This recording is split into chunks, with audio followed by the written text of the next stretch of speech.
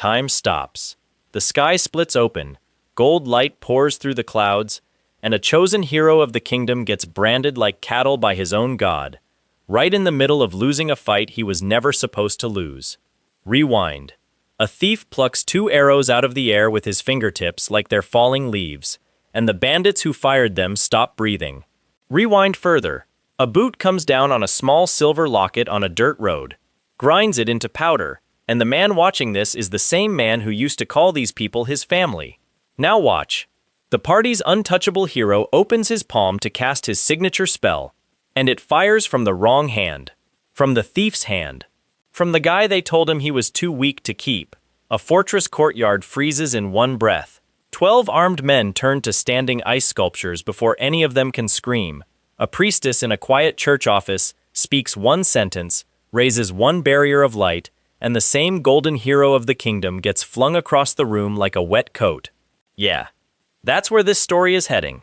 But before any of it lands, we start on a quiet road at sunset. 5 heroes, 1 thief, and a knife none of them are showing yet. Meet Kael. Thief class, master rank, level 69, and stuck there. On paper, he's the weakest fighter in an A-rank hero party, which in this world puts him somewhere between famous and worshipped. His party just walked out of a place called the Tower of Ruin, a miasma-choked demon fortress that turns human minds to mush, and had been rotting the whole region for months. They cleared it. Well, sort of. The demon lord on top slipped away wounded, but the official story is going to be very different, and we'll get to that. Right now the party is walking home. 5 heroes and Kael bringing up the rear. Golden light through the trees, road dust on their boots, coin waiting for them in the next town. Then Luke stops walking. Luke is the hero, capital H, named at 15 by the church, engaged to a princess of a great kingdom, blessed by the Raiden god, sword and magic prodigy, the face on every commission notice. He turns around, looks Kael in the eye, and tells him he's out. Effective now. Kael isn't coming to the capital. Kael isn't part of this party anymore. Kael just stands there. He glances at the others. Bria the warrior is grinning like she's been waiting for this all afternoon. Rick the sage looks pleased with himself. Frey the elf archer shrugs, which is somehow worse than either of the first 2. Sylvie the priestess keeps her eyes fixed on the ground. Kael gets it fast. This is a decision that was made behind his back, probably hours ago, maybe longer. The vote already happened. He's the last one to find out. He asks why. Rick answers with a smug little speech that Rick has clearly been rehearsing. Kael's job used to be treasure chests, trap detection, mapping, scouting. Rick just picked up a spell that opens chests. Traps and scouting can be done with magic. A second sage is joining them in the next town, so the mapping is covered too, which leaves Kael with nothing. From here to the Demon King, only pure firepower matters, and Kael's damage numbers, compared to a proper frontliner, are a joke. Kael fires back. He's the one who reads dungeons before anyone steps into them. He handles wire traps, pit traps, the layered ones with hidden triggers. He passes tools mid-fight. He watches the flow of a battle from the back and covers everyone's mistakes. That work has kept this party breathing for years. Rick cuts him off mid-sentence. Items are nothing special. Magic replaces all of it. Kael is a support thief. Support thieves don't stand in the final party that fights the Demon King. Everybody knows this. Then Bria opens her mouth, and the tone drops another floor. She wants his gear. All of it. The winged boots, the gauntlets, the magic pouch, the tools, the daggers. Every piece Kael has ever pulled out of a treasure chest belongs to the party, she says, because the party was there when he pulled it. So it's party property. So hand it over. Kael looks at her like he's never seen her before. He points out, pretty reasonably, that he was the one who scouted every chest, disarmed every lock, and took the risk of opening containers that could have fried him. That gear is his gear. Rick calls that theft. Party loot is party property. Kael calls them shameless, because that's what this is. They kicked him out with no warning, no severance, no discussion, and now they want to strip him too. Bria laughs and drops the mask entirely. She tells him something along the lines of, "We were never really your comrades." Frey nods along like it's just business. Luke, the noble hero, watches with that same flat expression and says nothing to stop it. He's the one who signed off on all of this. Kael plants his feet. He's not handing over anything. He's risked his life for these people too many times to walk away in his underwear. Rick mocks him for even trying. What's he going to do? Fight 5 of them? By himself? That's when Kael catches the movement. Bria is drifting to his left, behind his shoulder. Kael's body reacts before his head does. He jumps sideways, and an arrow whispers past his cheek. A single line of blood opens up. He feels a numb heat spread from the cut. Frey already has a second arrow knocked and aimed, and Kael's arms stop working. Not stop working like tired. Stop working like his own body isn't listening anymore. His knees fold. His hands hit the dirt. His muscles lock up and shake at the same time. Paralysis poison. Elf crafted. He drops to all fours on the road like a beaten dog. Rick loves this. He actually laughs. Says something about Kael always looking like this when he crawled through dungeon corridors on scout duty. Kael tries to answer and can barely move his jaw.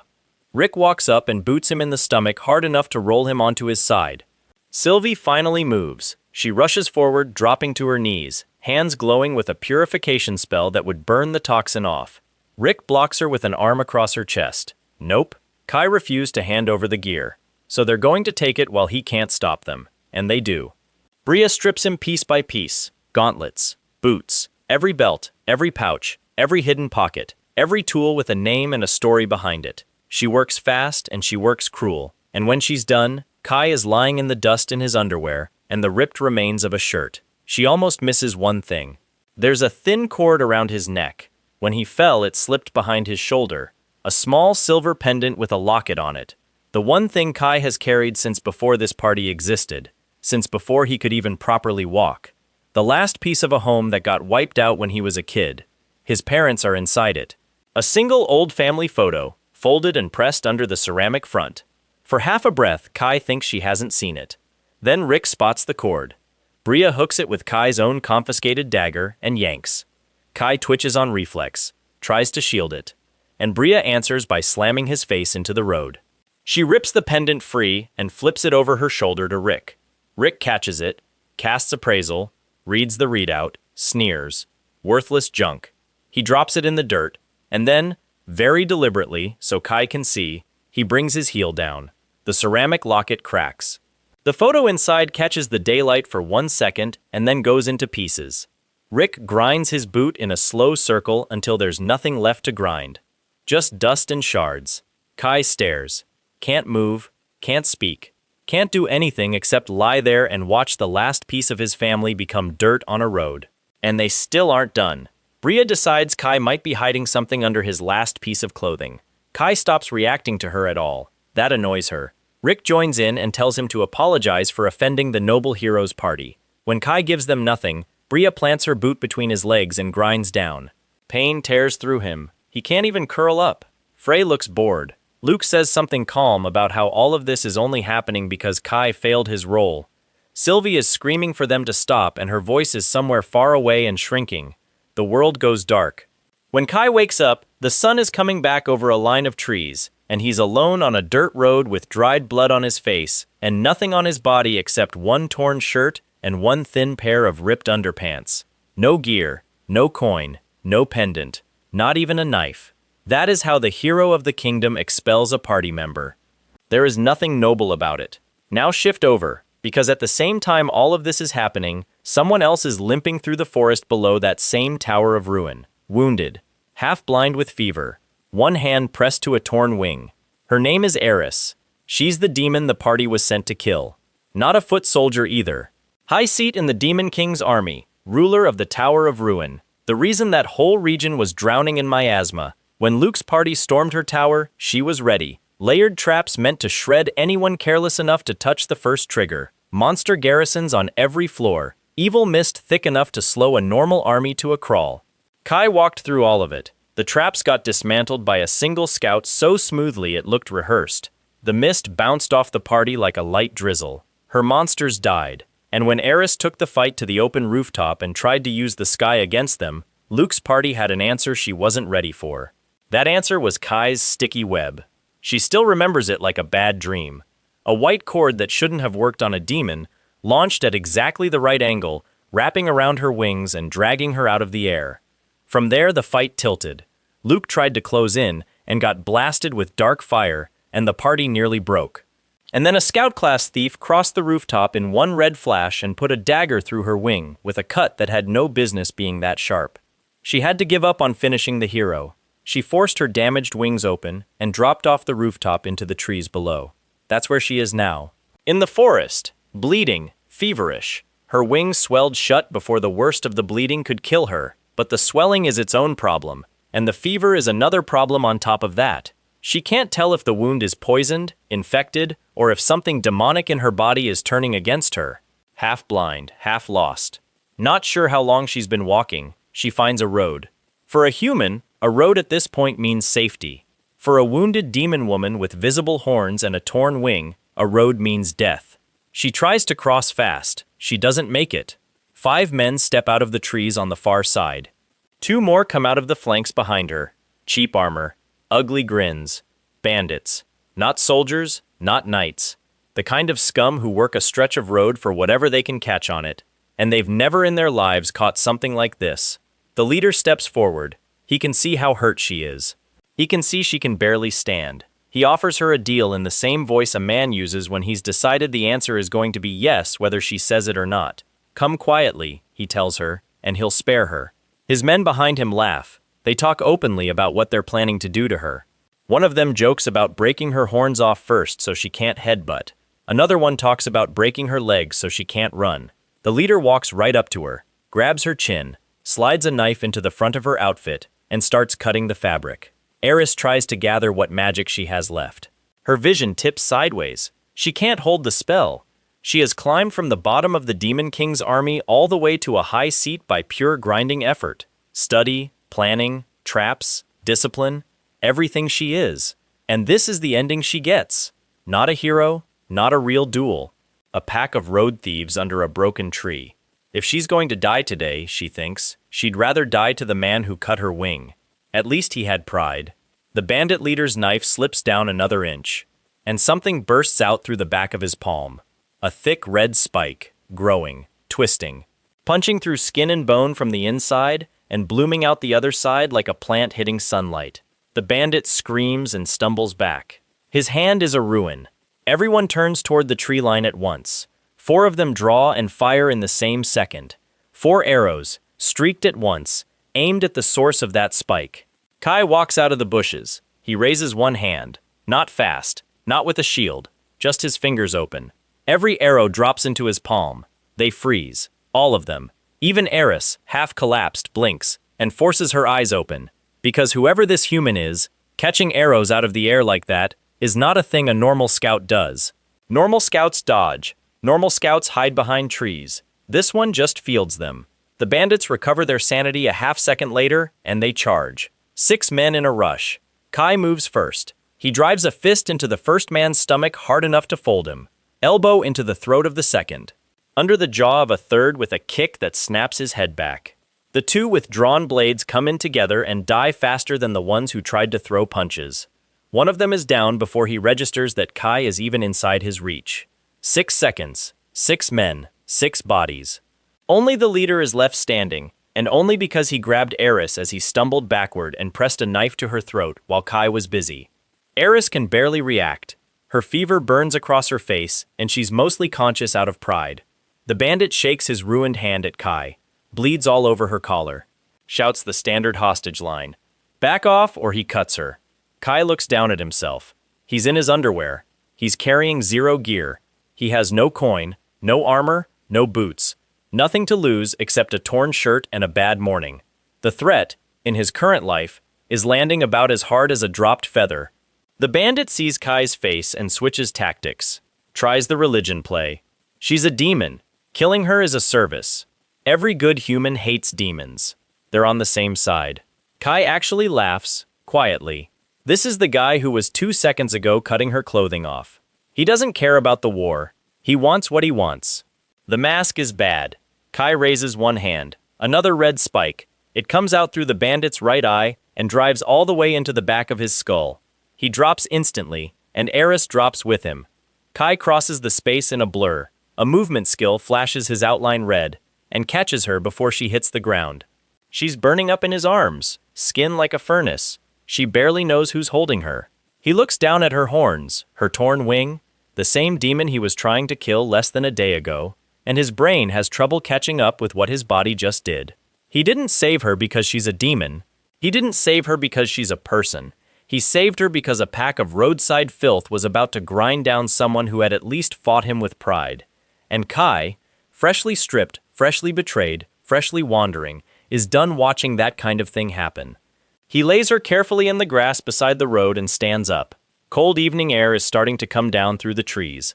Kai has a cold resistance skill, and he'll be fine, but he has zero interest in spending the night mostly naked. He walks over to the corpses and starts stripping them of anything that fits. A pair of boots, a dark cloak, a short blade in decent condition, a cheap knife, enough coin in a pouch to matter. He gears up as much as a roadside skirmish will let him. Then he crouches back down over Eris. Her fever isn't easing. He touches her forehead. It's real. The heat isn't fear or stress. It's a fever that's climbing. He wounded her wing at the tower, sure, but he never hit her with anything that should have made a demon sick. Most human status effects slide right off demons in the first place, so this fever came from somewhere else. Maybe infection. Maybe some spell in the tower turned on her when it fell. Maybe the miasma she pumped through her own fortress finally started chewing on its own owner. He hopes, honestly, that it's not contagious. Then he walks over to the one bandit he intentionally kept breathing. That one is going to talk. Because Kai has a plan now, and it starts with somewhere to hide a fever-burning demon before someone else finds them on this road. The bandit is a broken mess. Cracked ribs, missing teeth, one leg bent the wrong way. Should be crying. Instead, he's still glaring up at Kai with hate in his eyes. That kind of hate you only see in men who spent their whole life taking from people weaker than them and never once got told no. Kai has no patience for it. He grabs the man by the collar and lifts him upright against a tree. Asks his first question calmly. Where's the base? The bandit spits blood at him. Kai drives a knife through the man's palm and pins it to the tree. The bandit screams. Kai waits, then asks again. This time the bandit tries to bargain, tries to bluff, tries to promise information in exchange for his life. Kai reads all of it as a stall. So Kai skips the middle steps and uses a skill, Medusa Eye. His pupils flash a shade of yellow that shouldn't exist in a human face, and the bandit's whole body locks up, muscles rigid, breathing frozen, eyes wide. He can feel everything and can't move a single joint. For the average human, that lasts about 10 seconds and feels like being buried alive. Kai releases him early, just enough to break the man's spine of resistance. After that, it all pours out. 15 guys still alive. Old fort between two mountains west of here. Outer walls still standing. Inner chapel collapsed a long time ago, and something down there turned into a small dungeon. The deep part is dangerous, but the surface levels of the fort are a good hideout. The gang uses it as a base and a treasure vault. Watchmen on the towers. Drawbridge over a shallow ditch. 3 lookouts on any given night. At the end, the bandit tries one last card, offers a secret entrance in exchange for his life. Kai listens, hears the pitch of the lie in his voice, and cuts him off mid-sentence. Literally. He wipes the blade on the man's shirt and walks back to Eris. Kai carries her into the trees, finds a hollow at the base of an old rotted tree, pads it with the bandit's cloaks, covers her shape as best he can, and props leaves and moss up around her so that at a passing glance, she looks like part of the forest. Then he moves. Kai runs the miles to the fort by sundown. He circles the walls in the dark. The watchmen up in the towers are half awake at best. He drops into the ditch and gets close enough to touch the outer stone. Then he uses another stolen skill, wall transparent. And everything solid in front of his eyes goes see-through for a couple of heartbeats. He counts. Most of the gang is inside the main hall. Some are asleep on cots along the back. A cluster of 4 are playing cards under a firelit lantern. 3 on watch, 1 at each of the towers, 1 at the gate. The bandit told the truth. Only thing left is getting inside. Kai uses a movement skill and clears the wall in one jump. Lands harder than he wants. His boots scrape on the parapet. One of the tower guards leans out over the wall to check. Kai answers by punching a red thorn through the man's throat before he can shout. The body slumps and falls off the tower and hits the courtyard stones with a wet thud. That does it. The whole fort wakes up at once. Bandits pour out of the hall in whatever they were wearing. Some are still buckling belts. Most of them don't even understand there's only one intruder. They think they're being raided by a rival gang. They cluster in the courtyard shouting at each other, weapons out, torches up. Perfect. Kai steps into the firelight on the gatehouse. 20 pairs of eyes swing up to him. He inhales once. Storm breath. His mouth opens and a gale of freezing white air pours out. The storm breath of a frost dragon, stolen from a boss he killed 2 years ago. It roars over the entire courtyard in a single wave. Frost slams the walls. Every torch snuffs out at once. The stone floor turns to ice, and every bandit standing in the yard turns from screaming man to standing statue in the same second. When the wind dies, the courtyard is silent. 12 frozen bodies. Some still mid-swing, some mid-shout, some mid-turn. Every one of them locked into whatever last motion they were doing when the cold hit. Kai walks down into the yard. His breath fogs. He steps between the statues. Every man he passes shatters slightly under the weight of his own frozen limbs. He clears the last 3 lookouts one by one. Silent, precise, no waste. Then he goes to the winch and lowers the drawbridge himself. By the time he's finished, the fort is his. He goes back for Eris, carries her over the drawbridge, past the ice sculptures, into the main hall, finds the least filthy bed in the place, clearly the leader's, and lays her down on it. Feels her forehead again, still burning. Cleanse won't fix this. He's already tested it. Cleanse is stolen from a low-level priest and it wipes active effects, but the fever always comes back within minutes, which tells him the cause is not something he can uncast. It's something eating her from inside. There's only one shot left. If the bandit was right about a small dungeon under this fort, then a healing spring might be in there. Every dungeon of any size grows one where the Raiden god's power leaks in, and spirit water from a spring can pull a person out of almost any sickness. He kits himself out with the best of the bandit's gear on the way. Better boots, a serviceable set of leather armor, 2 proper daggers, a short sword he doesn't love but will use. Then he heads to the back of the fort, the old chapel, and finds the vortex. Black, slow, turning where an altar used to stand. A dungeon gate. Kai steps in without hesitation. We're not going to hang out down there. Kai punches through the dungeon on his own, alone, in one clean solo run. Trap corridors he reads at a glance. Monsters he drops with red thorns and stolen storm skills. He finds the spring at the bottom of the 3rd layer, clear, cold, glowing faintly gold, fills a stolen leather water skin, and turns straight around and runs back. By the time he gets Eris to drink from the skin, the sun is coming up over the fort walls. The change happens fast. Her breathing evens out. The heat under his palm drops. The angry red streaks running under the skin around her wound fade. Kai sits back against the wall and lets himself finally exhale. Then he takes up position at the far end of the room. If she wakes up swinging, he wants space to move. She stirs an hour later. Eris's eyes open, and the first thing they lock on is Kai. For a second, she does nothing but stare. He watches her check her own body, flex the wing, test the arm, feel her forehead, and then reach the same conclusion he did. The sickness is gone. She looks back at him. She doesn't thank him. Instead, she says, in a flat voice, that she remembers exactly who he is. The thief from the hero's party. The one who broke her traps like they were paper. The one who trapped her wings when she was about to finish Luke. The one who cut her when she almost got away. Kai just nods. Yeah, that was him. Then she stops mid-sentence. Because something is off. She's speaking to him, and he's understanding it. Eris sits up slightly. Kai's shoulders tense, but not because she's about to attack. Because he's just realizing the same thing she is. Every demon he ever fought sounded like they were speaking some warped foreign tongue. That's a thing about the Raiden god's blessing, she tells him. Heroes and their party members don't just get power, they get a curse baked into the same spell, hatred toward demons on sight, and a wall in their heads that turns demon speech into noise. If Kai can understand her, then the wall isn't there anymore. And the wall only comes down if the god no longer counts him as part of a hero party. Kai goes quiet. That, on its own, tells him more than any conversation with Luke could have. Whatever ceremony or oath the party used to expel him, it didn't just cost him a paycheck, it cut him off from the god's blessing entirely. He's not a hero party member anywhere in the system, not to the world, not to the church, not to the Raiden god himself.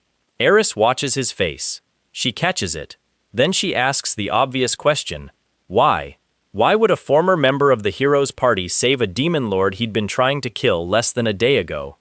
What kind of trick is this? Kai starts with the news. Where they are, what happened. The fortress is theirs. The bandits who tried to grab her are dead, all 12 of them, plus the 3 lookouts. Nobody is coming through that door. She doesn't relax. If anything, that only sharpens her suspicion. In her worldview, humans hurt each other when it suits them and dress it up in noble words. Why would one of them kill a whole gang of humans for a demon? Kai answers sharply. Those bandits were not his people. Trash calling itself human is still trash. Eris pushes back on that, too. From her side, heroes aren't much better. Same knives, prettier speeches. Neither of them convinces the other, and Kai doesn't try much harder. Then Eris tries a crueler angle. Maybe he saved her because he wanted her for himself. Cleaner than letting a pack of thieves have her. Kai shuts that down instantly. To his surprise, she doesn't look offended so much as puzzled. She says that kind of thinking is very common among humans. Then she adds, quietly, watching him for a reaction, that the sage and his old party had looked at her exactly that way during the battle at the tower. Kai believes her without needing proof, because he knows Rick. And thinking about Rick pulls the thread. Rick makes him think of Sylvie. Sylvie makes him think of the pendant. The pendant makes him think of the family photo. His face shifts. Eris catches that too. She tells him plainly, there's more to why the party pushed him out than a debate about attack power. She can read it on him. So Kai gives her the whole thing. The class first. He's a master thief on paper. Cap of level 69, because he can't push past it. Not enough raw brute strength to grind a level in a proper dungeon boss fight. His only real stat edge is dexterity. From the outside, he looks like a support piece. That's why Luke and Rick decided he was replaceable. Eris is already shaking her head. She was on the other side of that tower fight. He was not a support piece. He was the piece that broke her whole strategy. A regular thief does not fire skills that punch through demon tier resistances. A regular thief does not fling webs that pin down a demon lord's wings. Something about him doesn't fit the description. So Kai gives her the second part. There's a modifier next to his class that most people never notice. A star. And that star changes what his steal does. Regular thieves' steal takes items. A coin pouch, a weapon, a gem. Kai's steal takes skills. Eris stops moving. Kai keeps going. He can only pull it off when the conditions line up. Target has to be low enough, or hurt enough, or open enough. But when it works, the target permanently loses the skill, and Kai gains it. Not a copy, not a temporary borrow. It just becomes his. He's been doing it for years. The red thorn came from a monster in a desert ruin. The sticky web that trapped her wings came from a killer tarantula in a mine. Storm breath and cold resistance came from a frost dragon and a slime respectively. Medusa eye came from a beast he refuses to name. Flash step, wall transparent, life sonar, cleanse, air cannon. A whole toolkit built one dead monster at a time. Eris can't hide her expression anymore. Even for a high seat of the Demon King's army, someone who has read old grimoires and studied class systems her whole career, this sounds absurd. Kai gives her a tired shrug. That's why he could shred her tower. It wasn't Master Thief work, it was Master Thief plus 50 stolen skills. But every one of those skills has a limit. Cold resistance saves him from frost dragon breath, but the storm breath itself burns through his own MP fast. Medusa eye only works on things low enough to catch. The web only works if the target isn't ready for it. He is terrifying on the right ground and clumsy on the wrong ground. She hears all of it and slowly starts putting a real picture of him together. Kai finishes his own explanation. He walks over and sits on the floor across from her, opens the collar of his stolen shirt, bares his neck. He tells her she can kill him now if she wants. Eris stares at him. She asks him if he's out of his mind, and Kai finally tells her the last part, the part he hasn't said out loud to anyone. Being expelled was not the wound he can't move past. Being humiliated on the road, being poisoned by Frey, being stripped by Bria, he can chew on all of that. What Rick did to the pendant is what he can't chew on. He tells her about the massacre, coming home as a small kid and finding his family already dead. The Demon King's forces did it. Kai didn't have a name yet, didn't have a class yet, didn't have anything. Grew up in gutters, learned to steal to eat, learned to move quietly because loud kids get beaten. Somewhere in there the class awakened. Somewhere in there the star showed up beside it. And somewhere in there he built one plan for his whole life. Get strong enough to kill the Demon King.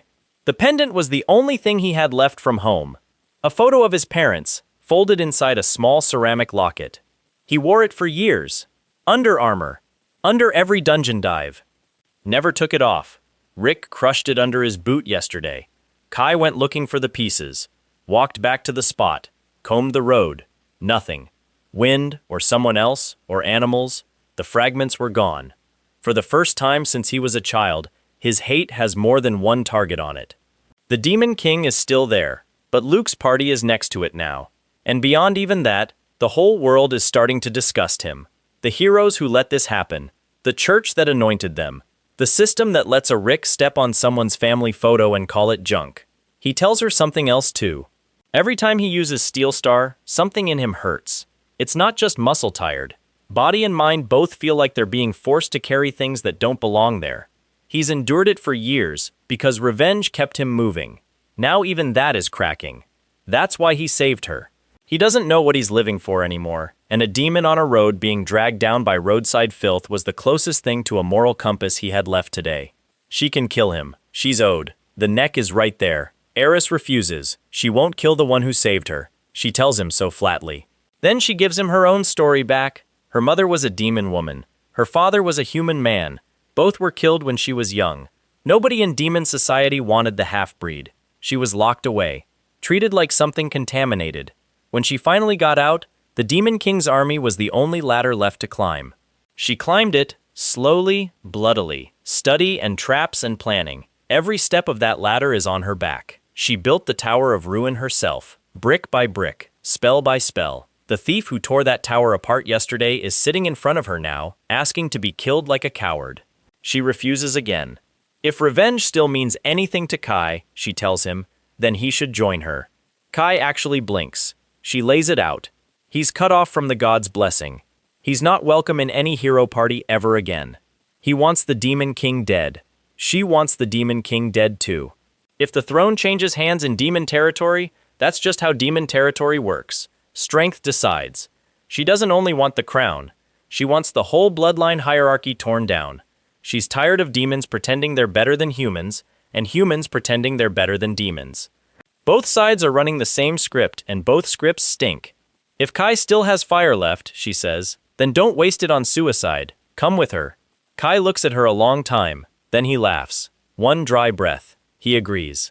If the world is this filthy, both sides of it, then the two of them will tear through it together. That's the deal on the table, and that's the deal he's taking. Somewhere far away on a different road, meanwhile, the hero party is walking into Nesca with their reward. Luke is in a fine mood. Rick is grinning like a man who just closed a business deal. Bria is running her hand along the pommel of her sword and swinging it lazily. Frey is quiet but not tense. The mood is good. Only Sylvie is walking with her head down. She's been silent since they left the road. She was still silent last night. She was silent at the inn. And now, halfway to the church branch office to hand in the report, she finally opens her mouth for one question.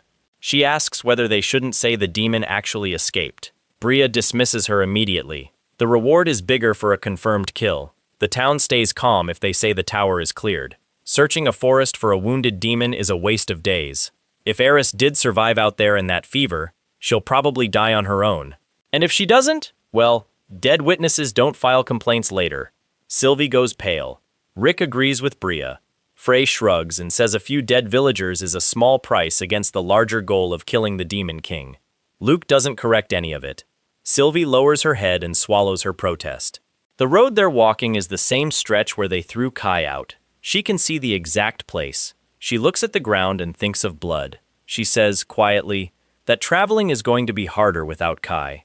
The others look at her like she said something in a language they don't speak. Luke answers first. Kindly, almost. That's what makes it worse. Rick can already open treasure chests. A new sage joining in this town will handle mapping and support magic. More firepower is a strict upgrade. Kai isn't a loss, he's a subtraction from a bloated party. Bria backs him up. Dead weight cut off, clean amputation. Sylvie shuts her mouth, because it's finally clicking for her. She's been staring at Luke since they left the tower and realizing she doesn't recognize him. She saw him meeting Frey in a back room of the last inn. A hero who is politically engaged to a princess, sleeping with an archer under the same roof as the priestess. She saw the calm face he uses with kings, and the different calm face he uses with subordinates. She saw the little smile he made when Rick started sharpening the argument against Kai 3 weeks ago. She had chalked it up to bad days and party pressure.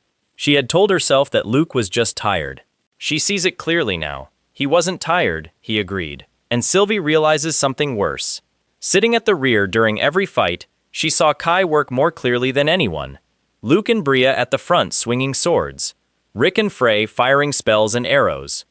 Kai in the middle of the field with his eyes on everything, reading the terrain, calling out traps a heartbeat before someone stepped on them, tossing tools sideways to whoever needed them, hitting 3 status effects on a boss in the same second, so Luke's blade would land clean. She had assumed the others knew this, that it was just quiet, background respect. They didn't. They never saw it. Kai's whole value was invisible to them, because he was so good at his job that they never had to notice it. That's why they could throw him away without blinking. Sylvie steps into the branch office 10 minutes later and she does not correct the lie. She stands beside Rick and Bria and Frey and Luke, while Luke tells the branch chief that the demon lord of the Tower of Ruin is dead. She watches the branch chief mark the report as complete. She watches him call for the reward. She takes her share. The self-hate that will define the rest of her arc starts in that room, at that moment. Watch the priestess. This is her wound going in. Meanwhile, in the fort where Kai and Eris are recovering, the two of them start actually planning. Eris's rank in the Demon King's army is on the line. She lost the Tower of Ruin. In demon territory, losing a strategic fortress is grounds for demotion, and for some of her old rivals, grounds for a knife in the back. She needs a comeback. She needs a public win, and she needs it soon. Kai listens and offers a symmetrical problem. He needs to hurt Luke's party. Not just kill them, hurt them, publicly, in a way that unwinds every lie they told and every reward they took.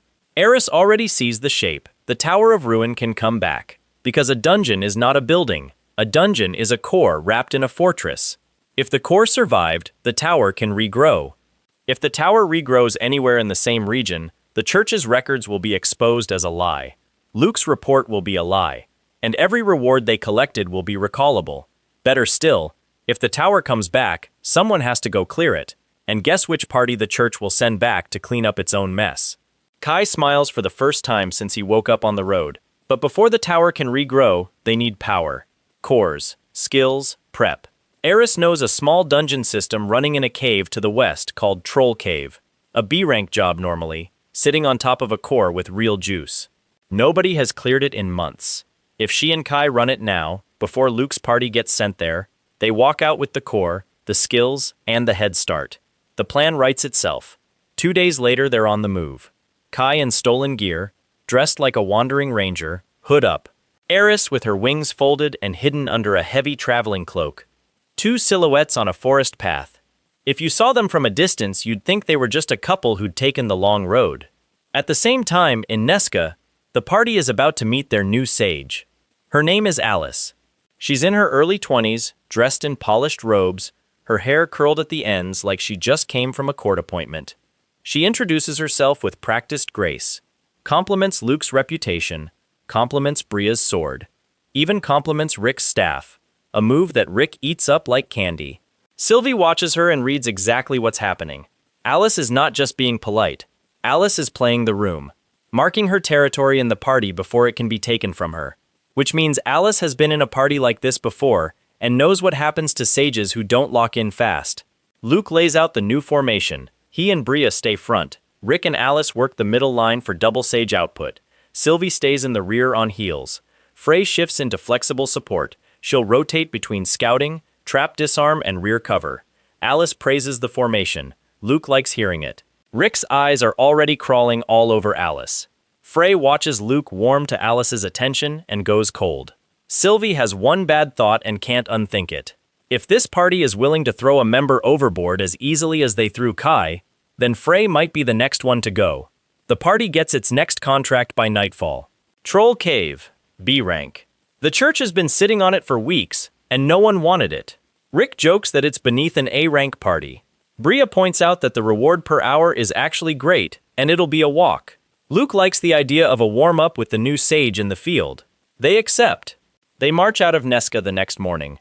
On the road to Troll Cave, the new formation looks great. The party runs into a few wandering monsters between towns. A giant boar, a pack of blade wolves, a wandering ogre, and dismantles all of them cleanly. Luke and Bria hold the front. Rick and Alice fire in tandem from the middle, and drop mobs in half the usual casts. Frey drifts to whichever flank is thinner. Sylvie holds a small healing rotation from the back. Every fight ends in under 2 minutes. Rick is thrilled. This is how a real A-rank party is supposed to fight, he says. No wasted seconds. No pointless scout crawling ahead every 20 steps to inspect rocks. Firepower straight through the middle. Luke is smiling. Alice is smiling. Bria is smiling. Frey is smiling at Luke, and Luke is smiling at Alice, and Frey's smile is cooling by the hour. Sylvie is not smiling, because Sylvie is starting to count. Sylvie has picked up a habit from Kai she never even realized was a habit. Before every fight, in her head, she runs a checklist. How much MP does Rick have? How much does Alice have? How much does she have? What's the resistance profile of the terrain? Where are the wind currents in the corridor? Is anyone standing too close to a wall that might collapse? She used to do this because Kai would occasionally call out a warning based on his own version of it, and she'd want to be able to answer back with something useful. She still does it now. Nobody else does. And every quiet mental check she makes ends the same way. Without Kai, there is nobody watching the field. Just 5 people looking at whatever is in front of them. They reach Troll Cave at mid-morning the next day. The mouth of the cave is huge and low, a mossy scab of rock with wet air breathing out of it. Something inside is dripping. The smell is wrong. Spoiled meat and swamp gas and a faint chemical bite that Sylvie recognizes as miasma leakage. The cave has been left unattended long enough that the monsters inside have started spilling out into the surrounding hills. Luke leads them in. For the first section, the formation is exactly as advertised. The first troll group at the entrance hall, 6 thick lumbering things about 8 feet tall each, get shredded before they can charge. Rick uses Water Blast. Alice uses a lightning fork. Bria splits one down the middle with a 2-handed swing. Frey plants an arrow in the eye of another. Luke doesn't even bother stepping up. 2 minutes, 6 dead trolls. Alice grins at Luke. Luke grins back. Rick shoulders past both of them, casually brushing his hand across Alice's back on the way, and asks her if she wants to walk beside him for the next stretch.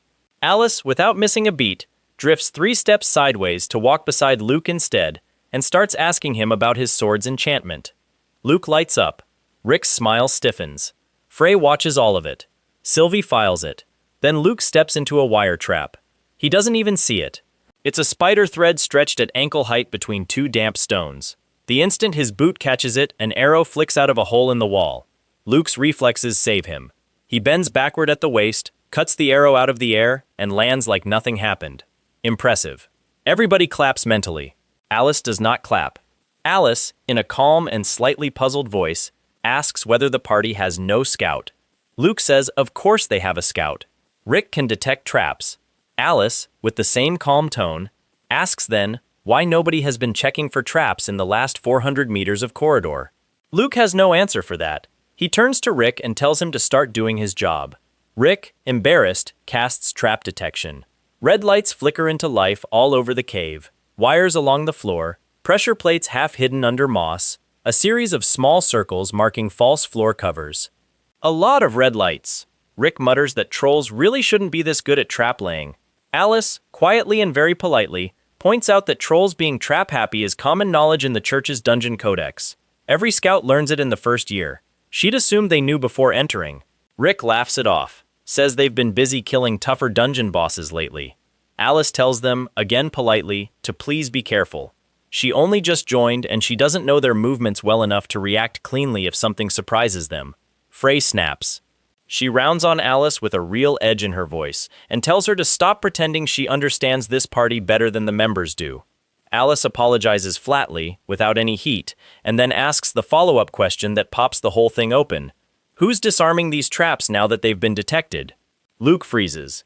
Because he never planned that far. Detection was Rick. Chest opening was Rick. Nobody in the current formation actually removes a wire from a floor. He tells Frey to do it. Frey accepts. She has high dexterity. Simple traps are within her range. She kneels at the first wire trap and clips it. It goes dead. Rick praises her. Luke praises her. Alice looks impressed. Frey relaxes. She disarms 2 more. Sylvie, in the rear, is watching every movement with a sinking feeling, because Frey is treating each trap in isolation. Snip the visible wire. Move on! Snip the next visible wire. Move on. She's approaching a solo problem, but this is a troll dungeon and troll dungeons don't do solo problems. Sylvie remembers Kai's rule verbatim. Layered traps have a hidden outlet above them. Deal with the outlet first, then the mechanism. Frey crouches at the next trap, and Sylvie's stomach drops because this one is different. There's a thin second line running from the release toward a marked pit on the floor, and when Sylvie looks up, there's a small dark hole in the ceiling directly above. Frey doesn't look up. She reaches for the visible line. Sylvie shouts. Frey flinches at the shout and cuts the wrong line. A spear rockets up out of the false pit. It grazes past Frey's cheek and slams into the ceiling. Everyone freezes. Frey is white with anger. Bria is already turning to check the corridor behind them. Sylvie shouts again. Louder. She's pointing at the small dark hole in the ceiling. Because that's not a ceiling flaw. That's a sound tube. The spear launch just fired noise through it into the deep cave. This trap was designed to do two things at once. Kill an intruder if it worked, and alert the trolls if it didn't. Every mouth in the party opens at the same time. Alice grabs Sylvie by the arm and demands to know how in the god's name the party is even standing here right now. Where's the mapping? She thought Sylvie or Frey had been running a mental map from the back. That's basic hero party discipline. Sylvie explains, out of breath, that she's been holding a full holy barrier against the miasma this whole time. Frey was drafted into a trap disarm role she's never trained for.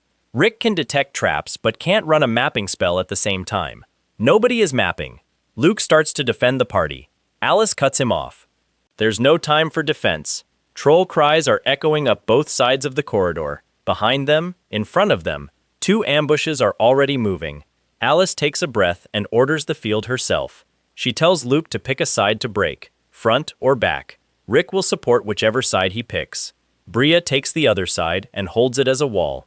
Frey supports whichever side needs speed. Sylvie has to be the anchor. Luke stares at her because Luke is not used to being organized. He recovers a second later and picks the rear. The forward path is trap-loaded. Sylvie confirms this. She remembers red lights strewn from here to a corner she can't see past.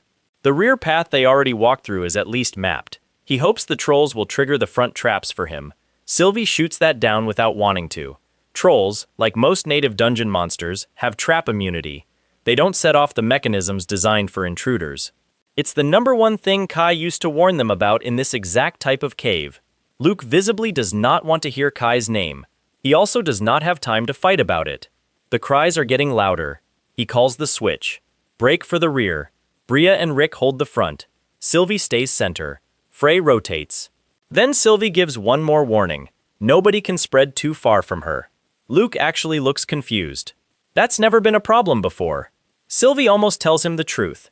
That Kai used to carry half of her miasma resistance burden with a stolen skill she never realized she was leaning on until it was gone. Without it, she can only keep a tight anti-miasma bubble around a small radius of the party. She doesn't say that. She says only that healing both sides at once will burn through her reserves fast. She needs everyone within reach.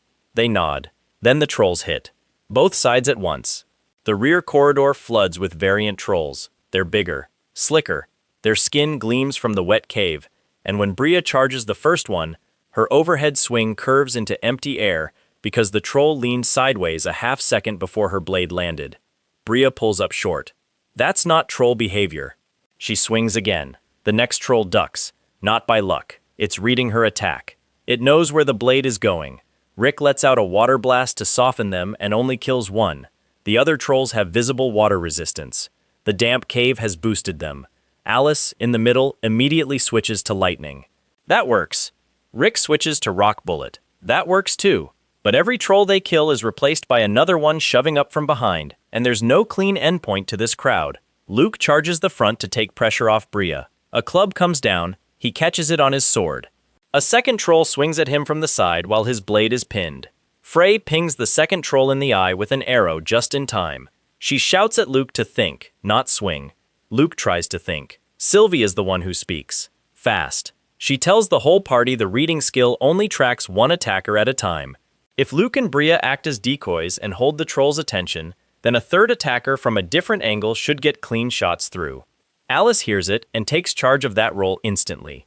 She tells Luke and Bria to stop trying to kill and start trying to be distracting. Their job is to draw eyes. She and Rick will do the killing from the flanks. They lock in. Luke and Bria plant themselves in the trolls' faces and swing big, ugly telegraphed attacks that force every troll to focus on them. Alice pivots to whichever side is more crowded and lightning bolts trolls from a diagonal. Rick fires rock bullets in the same rhythm from the other diagonal. 6 trolls drop, then 8, then 12. The pressure doesn't break. Rick is the first to say what everyone is starting to feel. They're going to run out of MP before this ambush ends. He and Alice are burning fast, and there's clearly more troll coming from deeper in the cave. 20, 30, 40. The cave is producing them faster than the 2 sages can kill them. Luke finally locks in. He calls the real play. Bria will hold the front side alone with defensive magic. Everyone else will focus fire on the rear and force a breakout. Bria plants her feet and casts a huge wall of light in front of her, a magic barrier the size of a door, moving with her. It blocks the trolls from getting past her and shaves most of the damage off her body. She grins through gritted teeth and dares them. Sylvie shifts every drop of her spare attention to the breakout side, and, out of habit, she starts counting Bria's barrier in her head. Kai taught her to count buff durations instead of guessing. If she knows exactly how many seconds Bria's wall has left, she can pour everything else into the breakout without worrying about the front. Luke uses clock acceleration. The party's speed jumps. Luke and Frey move noticeably faster. Rick and Alice cast noticeably quicker between spells. The breakout rear starts to give. Sylvie counts. Clock acceleration will end 4 seconds before Bria's wall. Narrow. Doable. They punch through the rear. Trolls fall in a heap. Luke, Frey, Rick, and Alice force their way back through the corridor to the last 4-way intersection they passed on the way in. Then the second problem appears. The route they wanted, straight back to the entrance, has collapsed. Rubble. Full seal. The route on the right, the alternate they scouted lightly, has also collapsed. Rubble. Full seal. Neither one is a natural collapse. Rock this thick doesn't fall like that in a troll cave without help. Something intelligent designed this. That leaves the left path, which is unexplored, uncharted, no trap detection, no mapping, full mystery. Almost at that exact moment, clock acceleration ends. 3 seconds later, Bria's barrier ends. The trolls pressing her regain their full movement in a rush. A club catches her left arm before she can reset her stance. She grunts and jumps backward toward Sylvie, who lands a first aid and a physical shield on her in the same breath. Bria grits her teeth, resets her grip, and steps back into the fight. She's also, by now, figured out how to fake the reading trolls. A couple of slight feints and she can bait their auto dodges the wrong way. But the front is now stuck holding while the rest of the party has nowhere clean to run. Luke makes the call. Left path. Gamble on speed. He fires Gale Tornado. A screaming green storm rips down the left corridor and knocks the trolls filling it aside long enough to open a running lane. He sprints in. Rick, Frey, and Alice sprint after him. All 3 plant their feet exactly in Luke's footprints as they go, because one wrong step in an uncleared corridor is a corpse. Sylvie hesitates a beat. Running full speed through an unmapped dungeon path is essentially suicide, but if she falls behind, nobody survives. She runs. Her legs are shorter and her stamina is worse than the others. She falls to the back of the sprint fast. Bria comes up behind her, trying to catch up too. They're both trying to squeeze through a narrow section. Sylvie is in Bria's way. Bria doesn't say a word. She shoves, both palms in the middle of Sylvie's back. Hard. Sylvie flies forward off her feet. She hits the floor of the corridor, and the floor isn't a floor. It cracks under her hands the second she lands. Fine white cracks radiating out from her palms. A false surface. A trap floor. Sylvie has 1 second to look up and understand what's about to happen. She screams for the others to jump backwards. The false surface caves in. Cracks shoot outward in every direction beneath everyone standing in the corridor. Luke feels the floor shift under him and tries to run through it. Frey lunges. Rick throws himself sideways. Alice's spell falters mid-air. The whole corridor collapses. Sylvie falls. Everyone falls. Everything goes dark. Sylvie wakes up with sand in her mouth and her cheek pressed into something warm. For a second she thinks she's still falling. Then her head clears, and she pushes herself upright and looks around, and the world is enormous. She's in a huge dome-shaped cavern. Fine yellow sand slopes down into the middle like the inside of a bowl. High above, the ceiling is dark and impossibly far away. The corridor they fell through is a small ragged hole in the top of the dome. She can see faint torchlight through it, but there's no way she's climbing back up. She recognizes the shape, an antlion nest, a Helantian nest, specifically. A monster made to dig sandpit dungeons like this one and wait for prey to fall in. If a full 6-person A-rank party had all dropped in unconscious at once, the antlion should have picked them off before the first of them woke up. She looks toward the middle of the basin. Luke is standing there. A dead Helantian is at his feet. He's breathing hard, sword out, sand caked to one side of his face. He looks up at Sylvie and calls to her. He tells her, in a slightly heroic voice, that he was the only one to stay conscious after the fall. He killed the antlion before it could reach the others. Now they need to find the rest of the party and dig them out. Sylvie stumbles down the slope and joins him. They dig. They find Rick first, half buried and coughing. Then Alice, unconscious but breathing. Then Frey, whose ankle is bent. Then Bria, whose head is bleeding. Sylvie heals through each of them in turn. Everyone wakes up over the next 10 minutes. Nobody is dead. Nobody is even permanently injured, which is by any measure extremely lucky, which is also, in the mood of this room, not read as luck. Everyone checks their gear. Nobody lost anything in the fall. That should be another piece of good news, and instead it makes everything worse, because it removes the last excuse for how badly this whole run just went. They still have their weapons. They still have their armor. They still have their spellbooks. They just also have zero idea where they are, no way back the way they came, and one very angry sage. Alice stands up. She dusts sand off her sleeves, looks at each of them in turn. Then she asks the question, why does an A-rank hero party enter a dungeon with no proper scout? Nobody answers. She asks a follow-up. Who is Kai, and why does everyone lock up when his name gets mentioned? Frey tries to deflect first. She says Alice's arrival was suspicious too. A capable sage wandering around without a party is not normal. What was she doing before she signed on with them? Alice, to her credit, doesn't dodge it. She admits the truth. Her previous party fell apart because the men in it started fighting over her.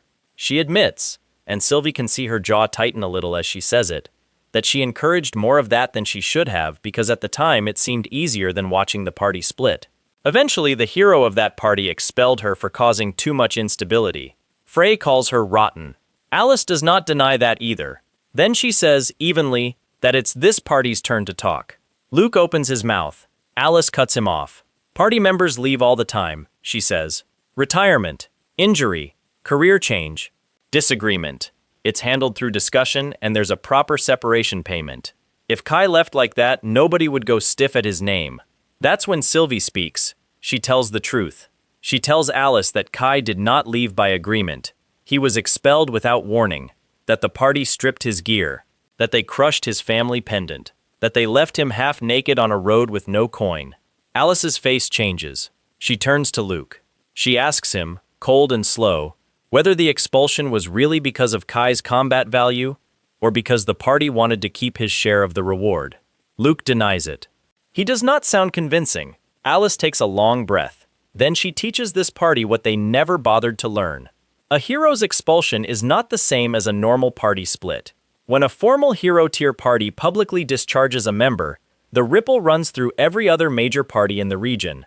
That name gets flagged. No other serious A-rank or S-rank party will touch him. His whole future career is effectively over. It's the professional equivalent of a public branding. Luke plainly did not know this. Rick did. Alice looks at Rick when he shifts his weight. Rick sees her look at him. His face goes red. Then he explodes. All the frustration of the last 2 days pours out of him. He rants about money, about how expensive it was to recruit Alice, about how bringing in a pretty sage should have bought them more than her lightning spells, about how Kai was dead weight anyway. The words get uglier and Alice's face gets colder. Even Bria looks surprised for a second at how openly Rick is saying it. Then her face settles. She's not going to defend him, but she's also not going to condemn him. Alice turns back to Luke. She asks him, one more time, if this is really what he chose to stand behind. This is his party. This is his call. Luke tries the old excuse. Kai was not useful. Alice destroys the excuse in one sentence. From the 2 hours she has watched this party in the field, she has already seen what Kai must have been carrying. He may not have been the biggest damage dealer, but he was clearly a first-rate scout, reliable enough that the party had stopped consciously noticing his work. That's how invisible he made himself. That's the definition of a great support. Luke finally snaps. His voice goes up. His judgment is absolute in this party. He's the hero. He's the chosen one. If one man leaves, the party goes on. This whole disaster is just another trial the Raiden god is placing before him, and he's going to walk out of it and turn it into evidence he deserves S rank. Rick starts to feel his oats again and stands up next to Luke. Alice looks disgusted at both of them. Bria and Frey say nothing. Luke draws his sword. He points it at a crack in the far wall of the basin, where a tunnel continues. He says they will leave through there, and if the boss of this dungeon shows up, they'll clear it. And they'll be paid twice as much for the trouble. He starts walking. The others argue and try to stop him. All of them follow anyway, because the ugly truth is, this party can't survive without its hero, and Luke knows it perfectly well. For a while they push forward through the sand tunnels. Sylvie is the only one navigating in any real sense. She's been mentally tracking the fact that they've been descending since they entered the cave, so if they climb, they should eventually reach the surface again. Luke asks, after 20 minutes, why they haven't found a recovery spring yet. He's frustrated. MP is low. Alice coldly explains that recovery springs don't appear at random. They form where the Raiden god's power leaks in. Finding one requires accurate pacing, mapping, and calculation. Nobody in this party has been doing any of that. Rick has nothing to say to that. Sylvie says nothing either, because in her head she is thinking, again, about Kai. Kai used to track everyone's MP within about 2% of accurate. He used to pace fights around it. He used to see spring positions on his mental map before they were visible. She has been doing a shoddy imitation of that ever since they fell. They walk another half hour before Sylvie stops abruptly. The corridor looks familiar. The others don't recognize it. Sylvie does. A hanging stone shape above. A trap opening on the floor. This is the exact spot where Frey mishandled the layered trap and the troll ambush began. They've walked in a loop. She whispers it. The others get very quiet. She tells them to back away carefully, return to the last four-way split they passed, and take the leftmost path. The one Kai's rules would have picked earlier. They obey without argument this time. More trolls along the way. Smaller groups they can handle. Bigger groups still burn through Rick's and Alice's MP. Rick is down to a fifth. Alice is under half. Bria has fully figured out the reading skill by now and is dropping trolls 2 at a time with feints and counterswings. Then Sylvie sees it. Ahead. Another four-way intersection. Relief goes through the group like a wave. They keep climbing. Every new corridor is more traps, more trolls, and more evidence that none of them know how to navigate a dungeon without Kai. Alice has stopped even pretending to charm Rick. She has stopped acting warm to Luke. Everything polite about her is thin now. That thinness almost kills Sylvie. A heavy impact sounds from above the ceiling. Something enormous. Luke shouts at Sylvie to move toward him, not backward. She runs. The ceiling caves in exactly where she was standing a second ago. When the dust clears, a shape stands on top of the rubble. Bigger than any troll they've fought. Twice the mass. Skin like wet leather. A two-handed mace the size of a wagon wheel. Its roar shakes the corridor, and dust falls from every crack in the ceiling. A boss troll. Rick shouts, immediately, that they can't afford a long fight. His MP is nearly gone. Alice's is worse. Bria asks Sylvie how far they are from the exit. Sylvie says, hopefully, that it should be soon. One more corridor. Maybe 2. Luke decides. Run. Bria charges the boss troll and takes its focus. She stays outside the full swing of the mace and lets it smash walls and floor while she slips in and out for shallow cuts. The wounds are cosmetic. What matters is that the boss is looking at her. The rest sprint. Rick keeps trap detection running as they move. There's no time for Frey to disarm anything. Alice uses her remaining MP to blast every red-lit trap out of existence as they pass. It costs her. She goes empty. Then a wave of trolls blocks the tunnel ahead. Luke and Frey have to solo it. The sages have nothing left. Behind them, Bria shouts that she can't hold the boss much longer. In front of them, more trolls appear. They break through anyway. Four-way split. Sylvie recognizes this one. Second major split from the entrance. She points right. If she's remembering correctly, the right path leads to a final junction and then out. Luke throws himself into the center of the split and holds off the trolls flooding in from every direction. He carves open a lane through the right corridor. Alice uses the last spell she can afford, Snowstorm, and shatters a whole line of trolls into shards of ice. Alice screams for Luke. Luke screams for Bria. Bria uses a stun strike on the boss troll to freeze it for a heartbeat, breaks away, and sprints. Luke slides back through the line to rejoin them. They're all 6 through, right corridor. For one glorious moment, hope comes back. Then everything starts falling apart at the same time. Frey runs out of arrows and has to draw a short blade. Luke has no MP left for hero magic. Rick and Alice are both dry. Kill speed on the front collapses. The wall of running trolls behind them isn't shrinking anymore. The boss troll comes around the corner and starts pushing through the rear. Bria uses every fighter skill she has left. Then she uses their cooldowns. The boss keeps coming. Her defensive stance is out. Her armor cuts are down to bare damage reduction. She gets pushed all the way back into the middle of the running line, almost into Sylvie's back. Fear is fully visible on every face except Rick's. Rick suddenly says he has a plan. Luke shouts at him to say it fast. Rick casts Glacier Spear.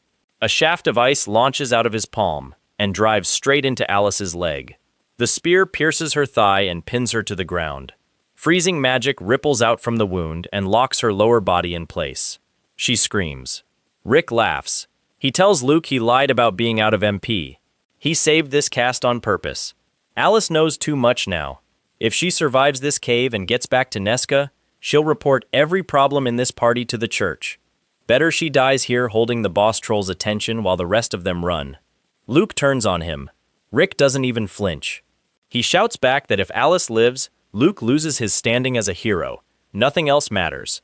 And that is when Sylvie understands the second half of the trick. Bria didn't get pushed back into the group by accident. Bria was drawing the boss troll closer on purpose. The trap was already being set. Rick was waiting for the boss to be within lock-in range, so his ice would freeze Alice in place at exactly the right moment.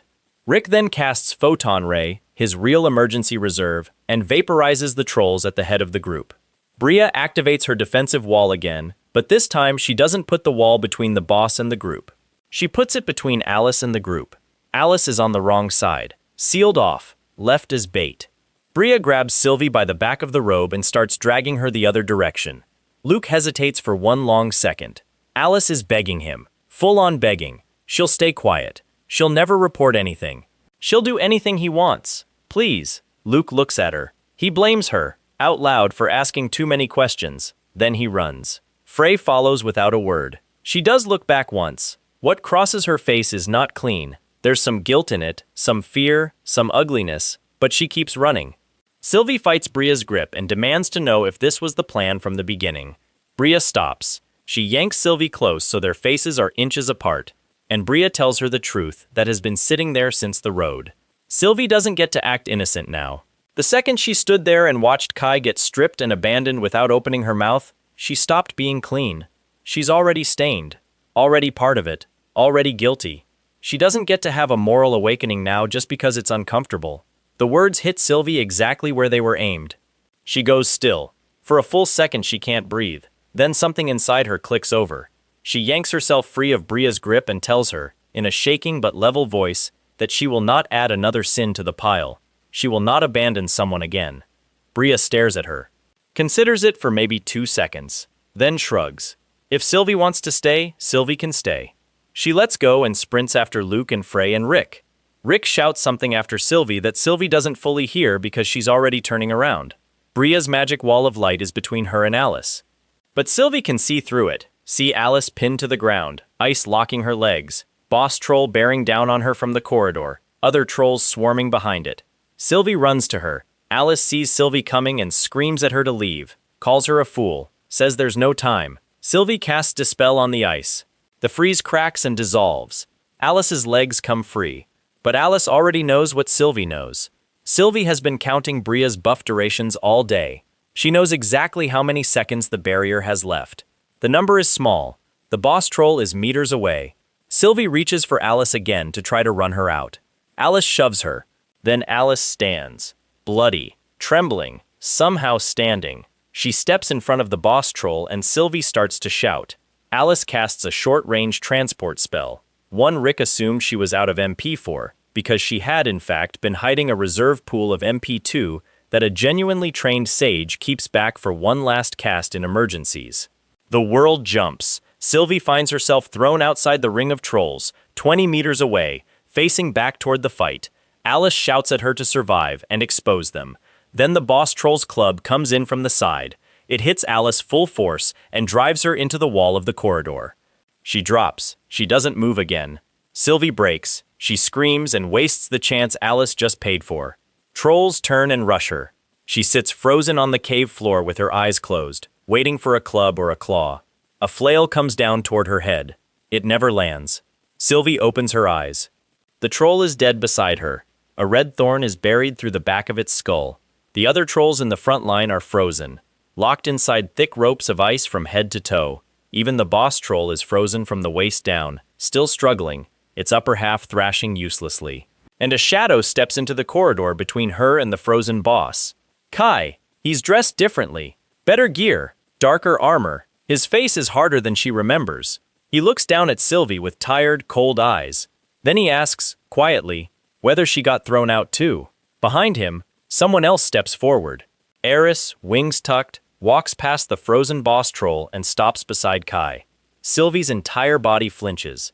She recognizes the demon lord from the Tower of Ruin immediately. Eris asks Kai, in a voice Sylvie can now somehow understand, why he saved the girl. Kai says his body moved before he decided. He looks down at Sylvie one more time and says, very evenly, that they need to talk. Kai crouches down to Sylvie's level. She's still shaking. She's covered in troll blood that isn't hers, cave grit, and cold sweat. Kai doesn't touch her. He doesn't help her stand. He just looks at her the way you look at a job that isn't finished. Behind him, Eris is examining the frozen boss troll like it's a piece of furniture in a room she's about to remodel. She lifts one hand and casually reads its status. Frowns. Says it isn't worth the effort to kill.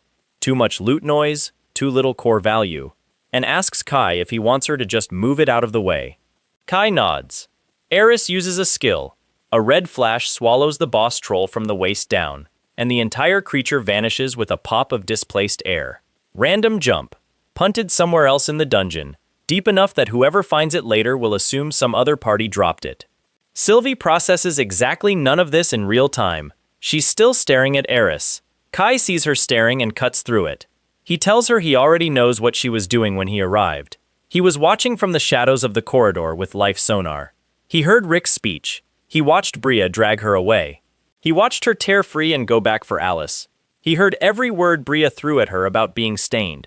He tells her, flatly, that Bria was right about that part. Sylvie flinches like she's been hit. Kai keeps going. He tells her that as the party's healer, her word carried weight. She could have spoken up when he was on the road with Bria's boot on his neck. She wouldn't have won that fight, Luke had already decided, but she would have made it a fight. Instead she watched. And silence, when you had a voice, is not innocence. Sylvie lowers her head. She doesn't argue. Eris, from behind Kai, mutters something dismissive about humans who hide inside their weakness and call it purity. Kai doesn't defend Sylvie from that either. Then Kai stands up and gets down to business. He tells Sylvie what she's about to do. She's going to walk out of this cave. She's going to find Luke, Rick, Bria, and Frey, who are probably already halfway back to Nesca by now, probably already fabricating their version of what happened. She's going to let them think Alice died and she barely survived. She's going to let them think she got out on luck. And then she's going to deliver one message to Luke. The Tower of Ruin is coming back. Sylvie looks up sharply. She asks him what that means. Kai jerks his head toward Eris. Behind Eris, hovering silently over her shoulder, is a large, jagged purple crystal, about the size of a human skull, slowly rotating in the air. Faintly humming, the dungeon core of Troll Cave. Kai and Eris hit this dungeon 2 days ago, before Luke's party even accepted the contract. They punched through the real roots, not the trap-laden decoys the party stumbled through, killed the actual boss deep in the second layer, and took the core. Everything Luke's party has been fighting up here has been drainage. Leftover monsters spilling out because the head was already removed. The whole cave is running on residual energy, and Kai and Eris are going to use this core, plus a couple more they're planning to collect, to feed the Tower of Ruin back to life. Eris steps forward and finally speaks to Sylvie in demon tongue that Sylvie can now understand. She asks Kai, coolly, why they're bothering to send this one back with a message at all. Why not just kill her? Kai answers without turning around. He says Alice, in her last moment, gave Sylvie a task. Get out, expose them, and Kai wants to see if Sylvie is actually capable of doing it, or if she'll fold again the way she folded on the road. Then he tells Sylvie the rest of the trap he's already set. Luke's party lied about the Tower of Ruin. They reported the Demon Lord dead. They cashed the reward. They cannot walk that lie back without confessing it. And confessing it means the church strips their rank, forfeits their reward, and probably investigates every earlier report they filed. That's why they haven't gone hunting for Eris in the forest. That would be admitting she escaped. So when the tower comes back, they have two options. Option 1. Sylvie stays silent. The tower revives publicly. The lie exposes itself. The church punishes them. Option 2. Sylvie reports them now. The church makes them own the failure and go clear the restored tower to make it right, and they get punished slightly less severely. Either way, Luke's party is going to be dragged back to the Tower of Ruin. And when they arrive, Kai will be waiting on the rooftop where this whole mess started. Sylvie asks him, small voice, why he doesn't just kill them here. Kai gives her a look that could freeze water. He says killing them in a random dungeon corridor doesn't satisfy anything. He wants to break them in the place where he was thrown out. He wants Eris to have her tower back and her rank restored. He wants the church's own paperwork to be the noose that pulls them there. Then he warns her about something else. He tells her that the Church of Ryden reaches everywhere, not just religiously, administratively. It tracks hero parties, files their standings, moves their contracts, controls healer recruitment, and carries divine authority. If she tries to run after learning all of this, the church will find her within weeks. If she tries to hide, someone will report her within months. Her best road is straightforward. Sylvie asks him one last question. She asks why he's telling her all of this if he already knows she's going to fail. Kai stops moving. He looks at her for a long moment. Then he tells her that what disappointed him wasn't the failure on the road. It's that even after everything he taught her, every trap rule, every buff count, every mapping trick, she still hasn't learned to stand on her own feet. She still waits for someone stronger to do the standing for her. He tells her to walk out of the cave and never look for him. He turns his back. Eris takes his arm. A dungeon gate opens beneath them. The same black vortex Sylvie saw on the roof of the Tower of Ruin. Kai and Eris and the floating purple core all step into it, and it seals behind them. Sylvie is alone in the corridor, with dead trolls and frozen trolls, and a distant echo of the last party running away from her. She stands up. She walks out. Somewhere ahead of her, Luke, Rick, Bria, and Frey burst out of the mouth of Troll Cave and into the mid-morning light like they were spat out, bloody, bruised, alive. They don't stop running until they're a mile down the hillside path. When they finally stop and catch their breath, they don't look at each other for a full minute. Then Luke says they need to shut themselves in his room at the inn before they say a single word about this in public. They do. They walk into Nesca with their heads down, book the biggest room, close the door, and start planning. Rick opens the argument. There's nothing to debate, in his view. They failed the contract. They report the failure to the church, ask for a replacement healer, take the pay cut, and move on. Luke rejects it flat. He does not want to file a failure report. His S-rank promotion path evaporates the moment he does. Rick shuts that down. Without a healer, the party literally cannot function. They lost Alice and Sylvie in a single dungeon run. Even if Luke wanted to keep going, they cannot. Healers are funneled by the church. Non-church healers exist, but they're mercenary, unreliable, and almost always trouble. Bria agrees. Especially with healers, the church controls the pipeline. Priests and priestesses are raised in Raiden temples from childhood. The wandering ones are usually wandering because they're wanted somewhere. Luke tries to find angles, private contacts, personal recommendations, taverns. Rick shoots all of it down. If a hero party tries too hard to avoid church mediation, it immediately looks suspicious. Every branch chief within 100 miles will start asking why, and a suspicious hero party gets audited. So the question flips. If they have to report, how do they report? Rick has an answer for that. Make the party look unlucky. Cover up the fact that the new sage was betrayed and Alice was pinned as bait. Instead, tell the church that Alice heroically stayed behind so the others could survive, and that Sylvie died beside her. Bria nods. A tragic new member accident and a beloved priestess lost to save her friends is a story the church can absorb. There'll be sympathy money. There'll be a moment of silence at the branch. There'll be no audit. Rick, who is Rick, adds that Sylvie's death solves another problem too. She was going to crack under guilt eventually. He mentions casually that he'd once seen other uses for keeping her around, but Kai had taught her too much caution. She locked her door at night and layered protective magic on herself and never gave him an opening. Bria laughs at him for being seen through that easily. Then they get up, straighten their clothes, and go see the branch chief. Luke performs grief beautifully. He's got the voice down. Cracked in the right places, low in the right places, a heroic tremble that says he's been holding it together for his party's sake. He describes Alice as a brave new comrade who saved everyone. He describes Sylvie as the healer who couldn't be pulled out of the collapsing corridor and who died standing beside Alice. The branch chief believes him. The chief is an old man, gray beard, sad eyes. He's been at this a long time. He's seen young heroes come in and describe worse. He lowers his head and grieves quietly for a moment, and then he starts worrying about the next problem, arranging a replacement healer. Luke and the others are just settling in to discuss the replacement when the office door opens without a knock. The chief looks up, ready to snap at whoever interrupted. Luke and the others turn. Sylvie is standing in the doorway. She's covered in cave dust. Her robes are torn. There's dried blood on her sleeve. Her hair is a mess. She's alive. For a full second, nobody moves. Then she says, quietly, that she's here to tell the truth. Luke moves before anyone else. He lunges at her across the office, no hesitation, no cover, clearly intending to physically stop her from speaking. He hits an invisible wall 6 feet from her. Sylvie prepared for this. Before she walked into the room, she cast a purity ward, a passive priestess spell that punishes anyone who approaches her with harmful intent. Luke's momentum reverses off it like he ran into a spring. He gets flung backward across the office and slams into the far wall. Rick starts casting.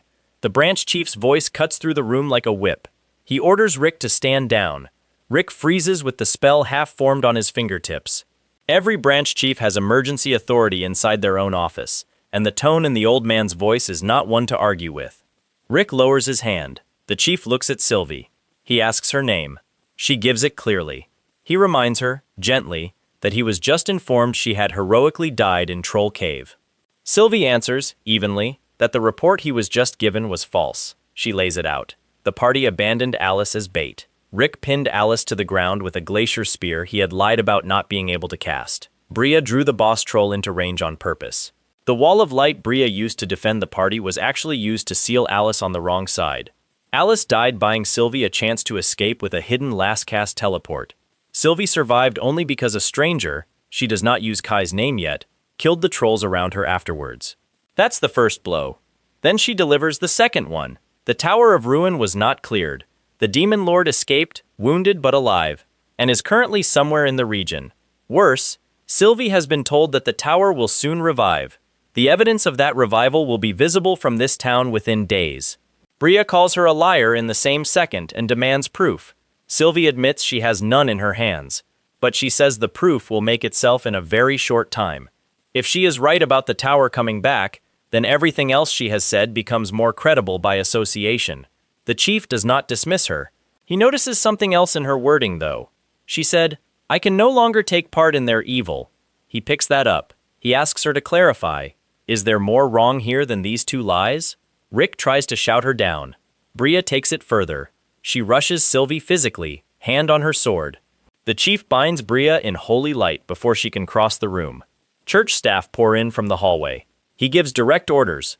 Luke, Rick, Bria, and Frey are all detained on suspicion of false report and negligent homicide, pending investigation.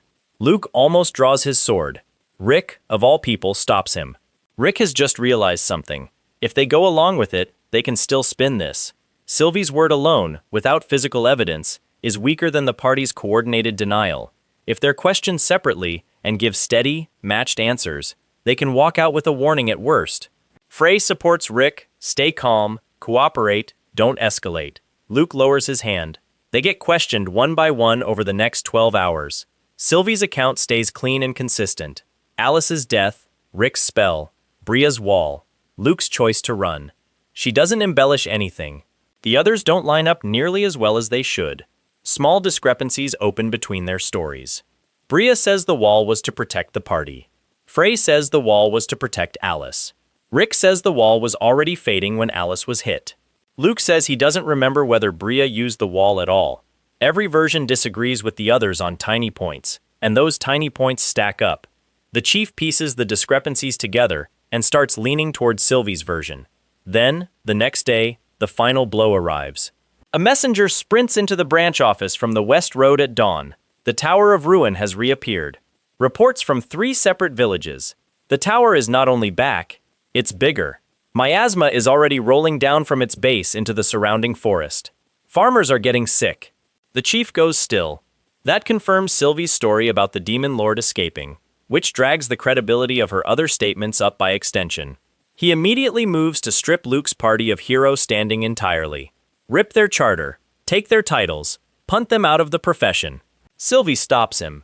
She surprises everyone in the room by requesting a lighter sentence, that the party be forced to clear the restored tower themselves, taking full responsibility for the failure that led to its revival.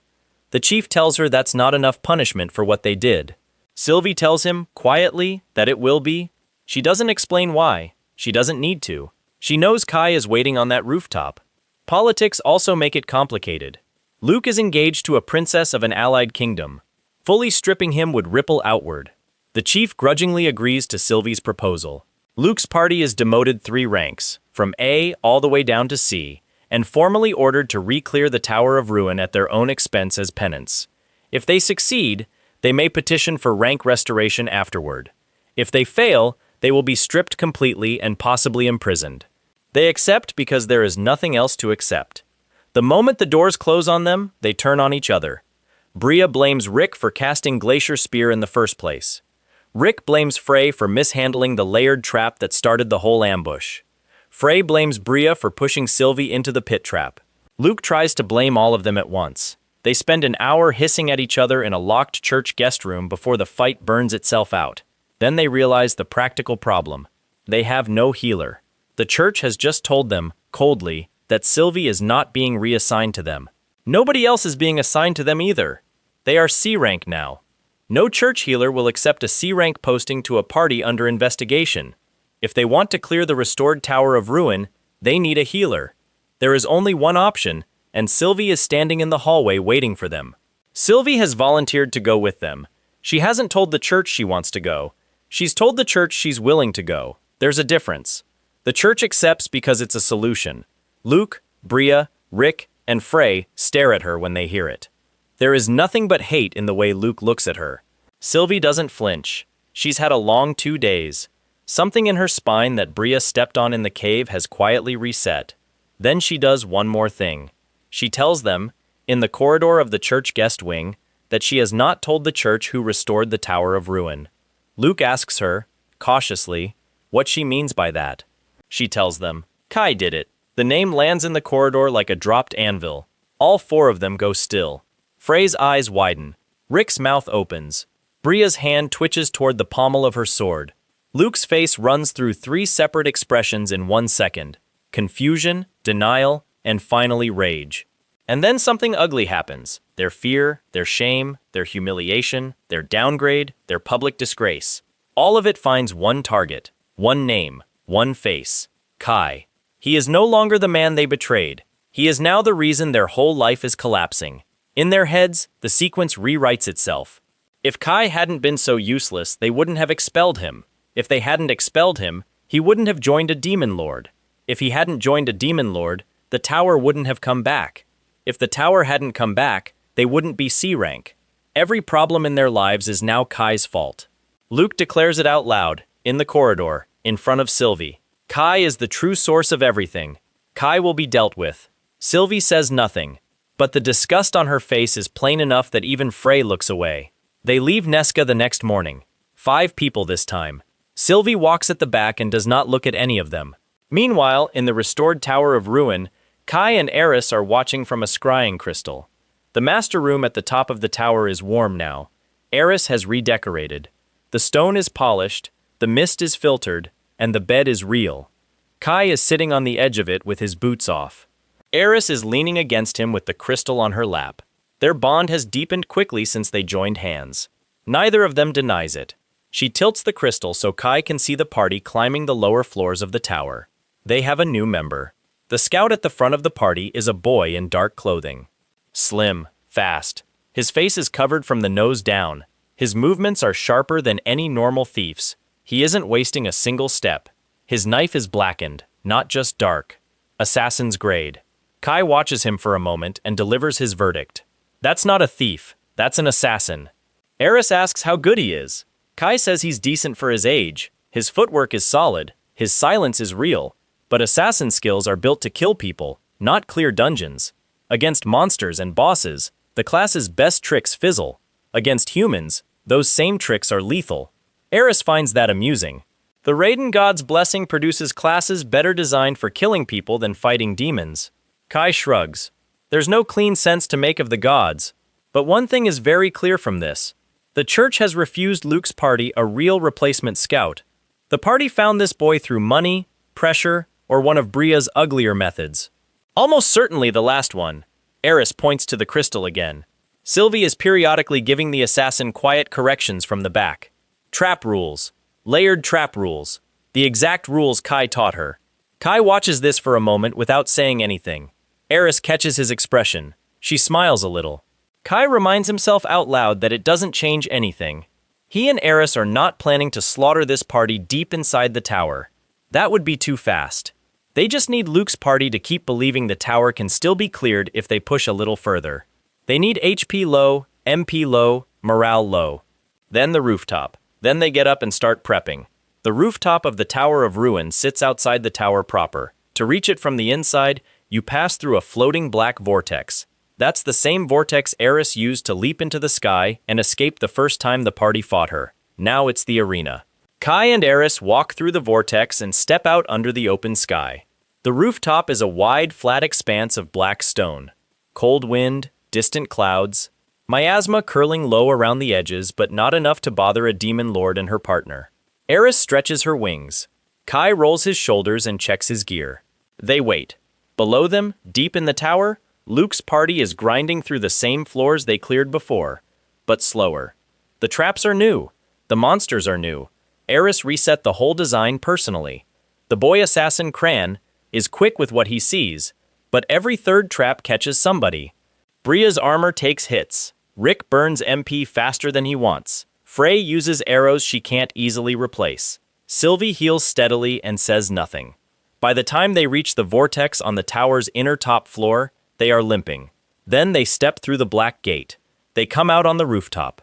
Luke first, Bria second, Cran third, Frey fourth, Rick fifth, Sylvie last. All five of them stop the second they clear the vortex, because standing across the rooftop, calm and unhurried, are Kai and Eris, waiting. The shock ripples through the party in reverse order. Sylvie already knew. Rick is the first of the others to fully understand. Frey's bow comes up on reflex. Bria draws. Cran drops into a low crouch. Luke's face freezes for a long moment before it curdles. Kai lifts one hand and greets them almost lightly. Luke answers with pure fury. He calls Kai a demon's dog, a traitor, a stain on humanity, someone who has sunk to the lowest possible rung by standing beside a demon. Kai lets him talk.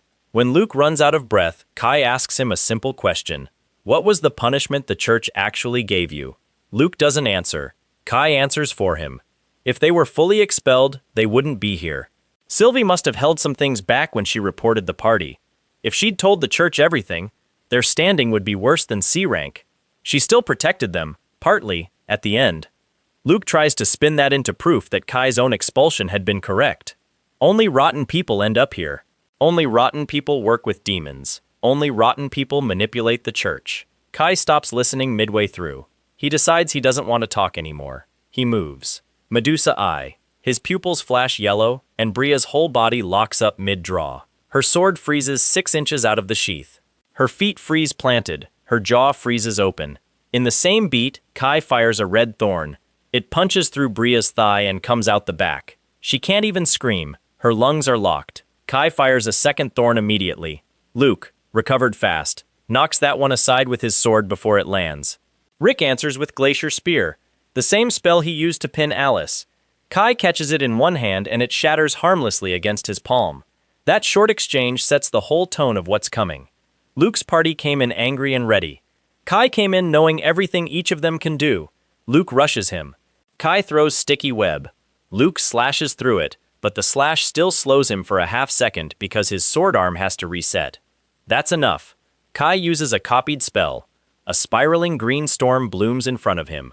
Blades of wind, a screaming roar, gale tornado, Luke's own hero magic. The tornado hits Luke in the chest and carves across his armor before he can process what he just saw. Blades of wind slice his cheek open. He gets flung backward. Bria, still frozen from Medusa Eye, is clipped by the edge of the tornado and comes away with fresh cuts on her already frozen face. Rick stares in disbelief. Kai using stolen monster skills was one thing. Kai using hero magic is another. Every rank of the Raiden God's magic is supposed to be locked to blessed heroes only. Rick screams for Sylvie to dispel Bria's Medusa Eye state.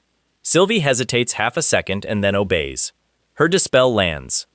Kai was waiting for exactly that moment. Human spells need a build-up, even without spoken words. Monster skills fire instantly. Kai knows Sylvie's dispel rhythm from 1,000 fights beside her. The second her dispel resolves, he fires Medusa Eye again. Bria freezes back up before she can move a single joint. Luke charges again through the pain. Kai slips aside using the reading skill the variant trolls had, the same one that gave Bria so much trouble in Troll Cave. He reads Luke's swing before Luke commits, sidesteps it, and hits Luke at close range with air cannon. The blast picks Luke up and hurls him across the rooftop. He almost goes over the edge. He saves himself by dragging his sword against the stone and killing his momentum a foot from empty air. Rick switches to fire. Flame roll. It sheets over Kai like water off a stone. Kai's cold resistance eats it entirely. Then, from above, thunder hits. Eris has already taken to the air while Kai's tornado dragged every eye forward. She's high enough that no one saw her rise. Now black lightning smashes down across the middle of the rooftop. Rick and Frey and Sylvie take the hit badly. Rick's robes catch fire. Frey's shoulder burns. Sylvie's holy barrier flares gold and drops to red. Frey alone reacts in time to counter. She fires a piercing arrow upward that would have gone through Eris's other wing. Kai punishes that opening instantly. A red thorn takes Frey through the arm. Her bow drops out of her grip. He stands there for a second and watches. Something shifts in him.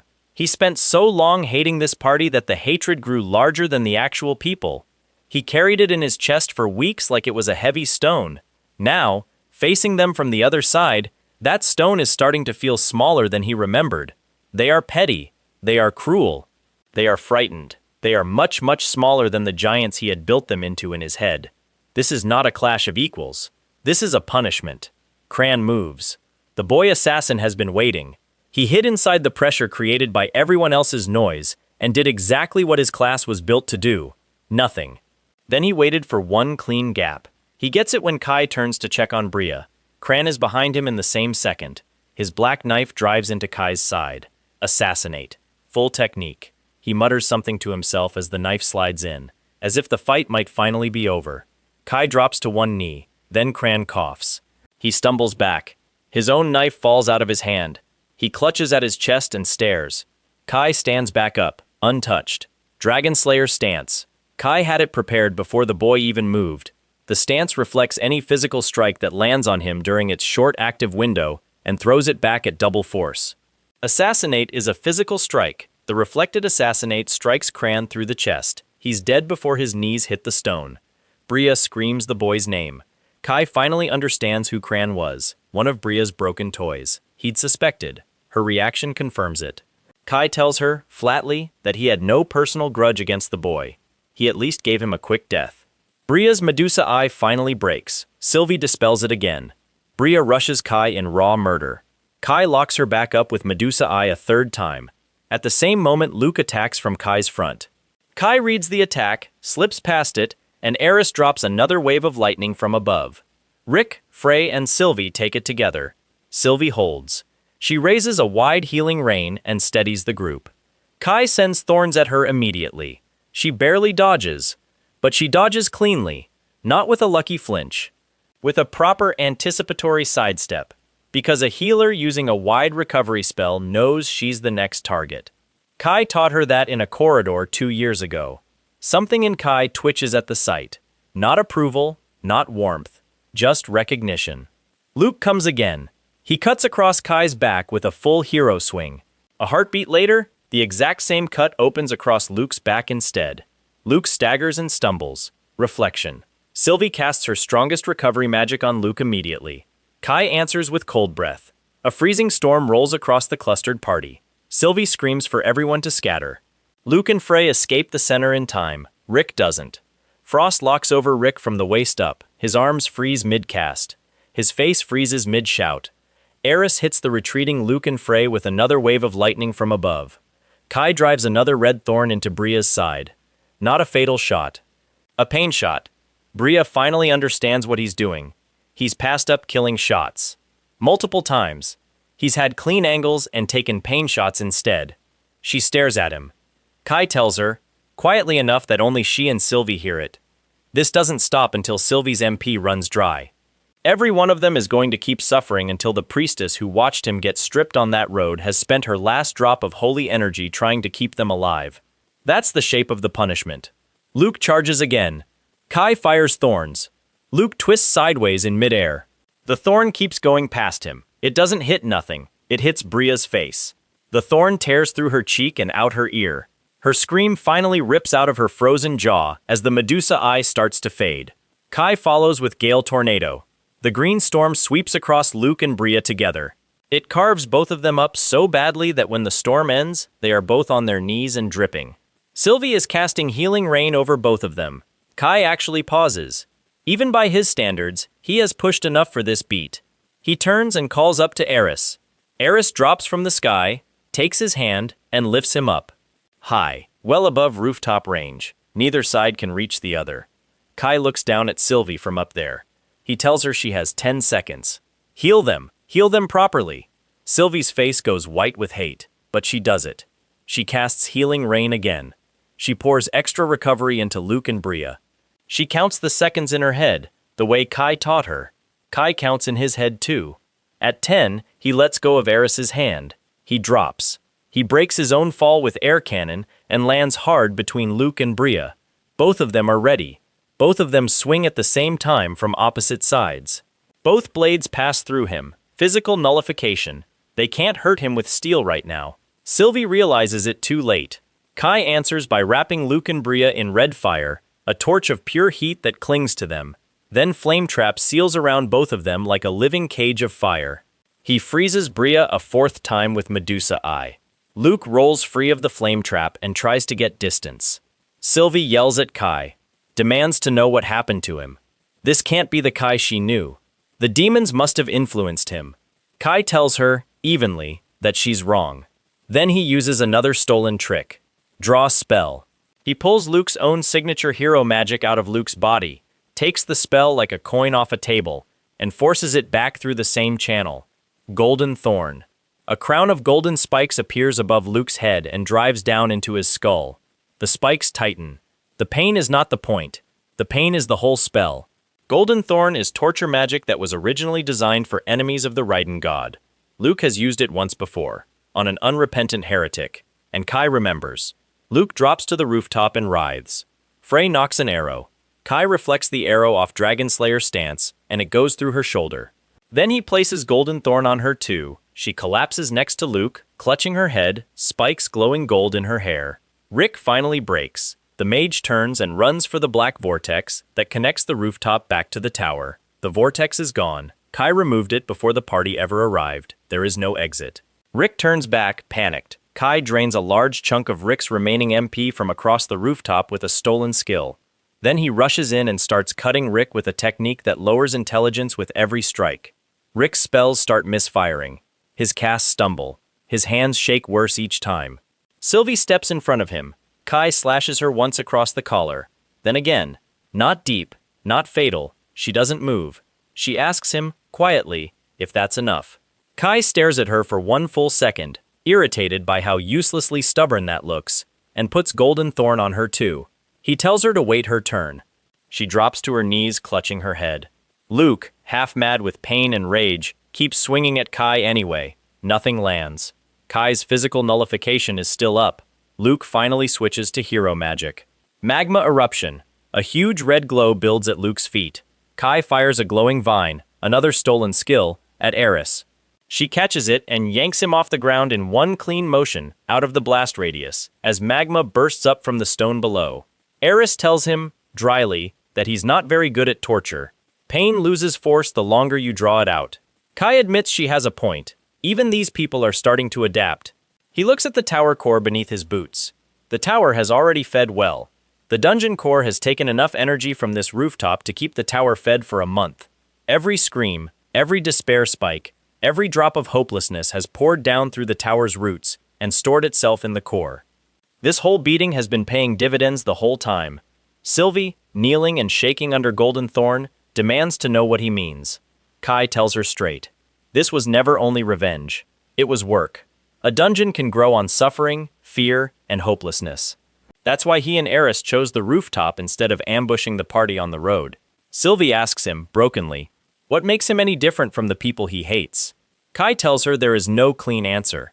In this world, people kill what threatens them because there is no clean way to march every criminal back to a courtroom. Many of them dress that up as righteousness.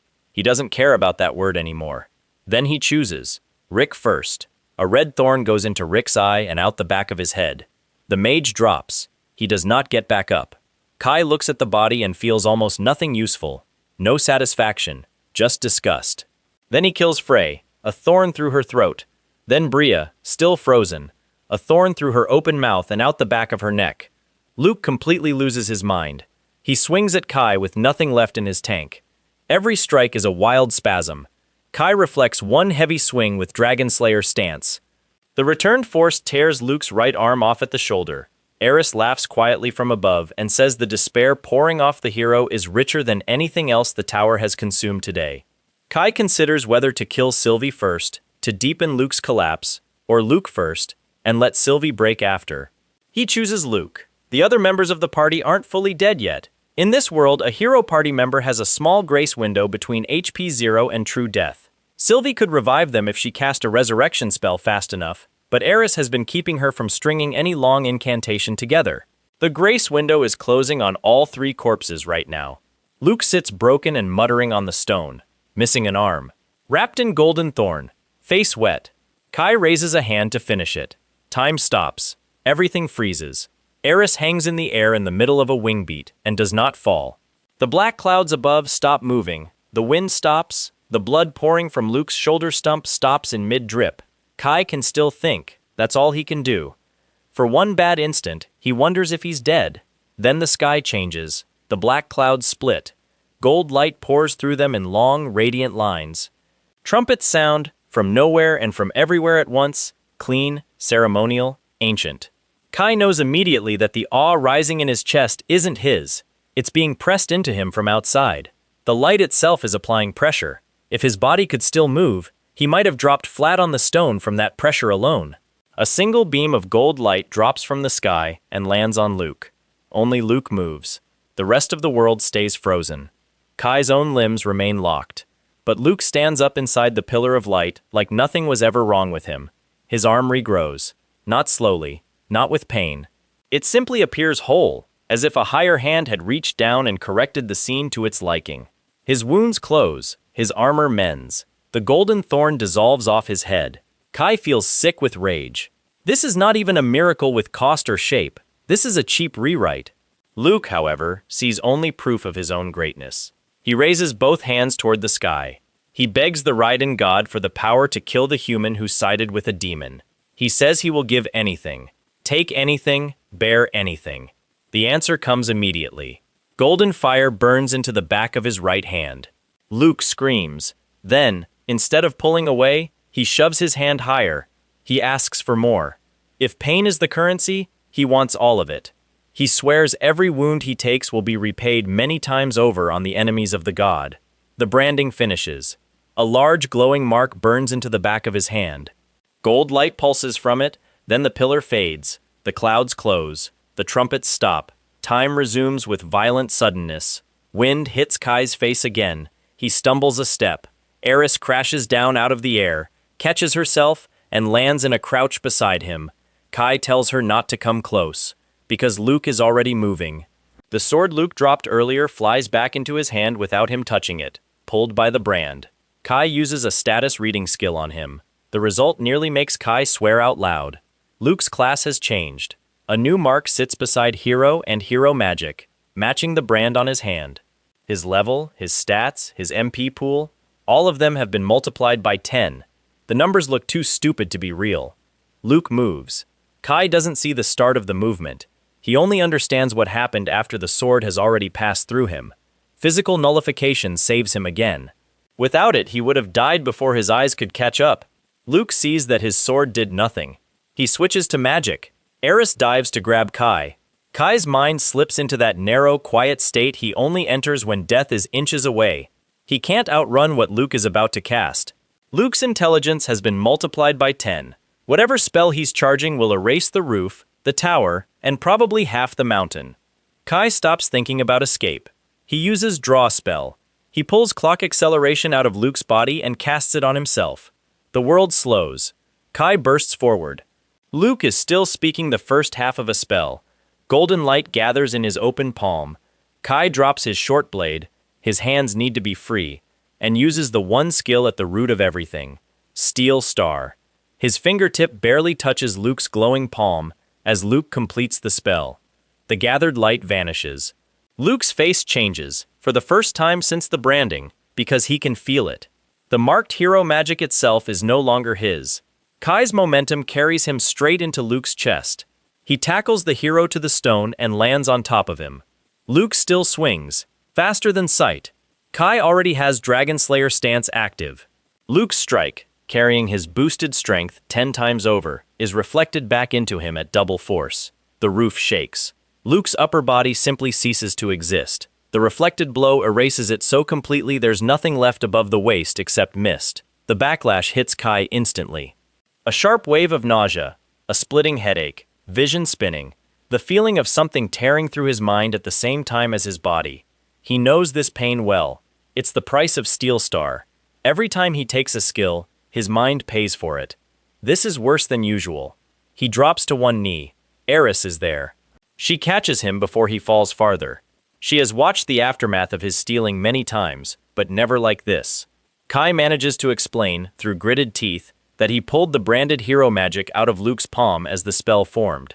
Then he used Dragonslayer to reflect Luke's own boosted strike. If he had tried to run, he would have died. Eris is stunned when she hears the numbers. 10 times. 10. Sylvie speaks from the ground. She heard something during the frozen moment. She's not sure how. Maybe because she wears the Raiden god's blessing herself as a priestess of his church. But she caught the message.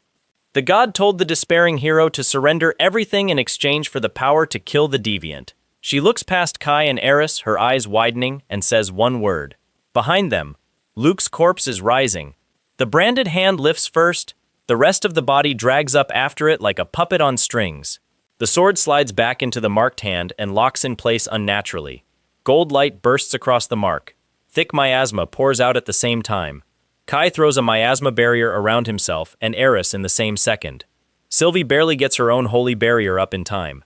Kai reads the corpse's status. Luke is gone. Whatever this is has taken the class and the numbers and left the person behind. One of its skills is listed as corrupted. Kai uses one of the spells he just stole. Apocalypse Edge. Black lightning spears down and smashes across most of the roof.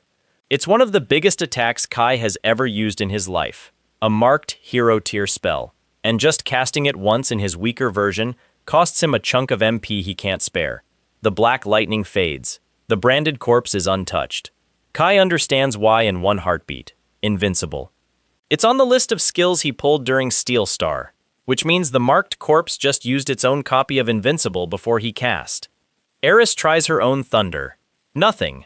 Then the corpse moves. But the movement is wrong. It slides. It snaps. It jerks between poses like something being dragged by hooks. Whoever is puppeting it from above cannot fully translate divine intent into a broken body. The speed is still monstrous. Kai checks what he can. Invincible has 17 seconds left. Its cooldown will be 30 seconds after that. That gives him a brutal window. Survive 17 seconds without taking one clean hit. Then kill it before its next impossible spell comes out. He knows how bad those spells will be. There is no clean answer. Then he sees a dirty one.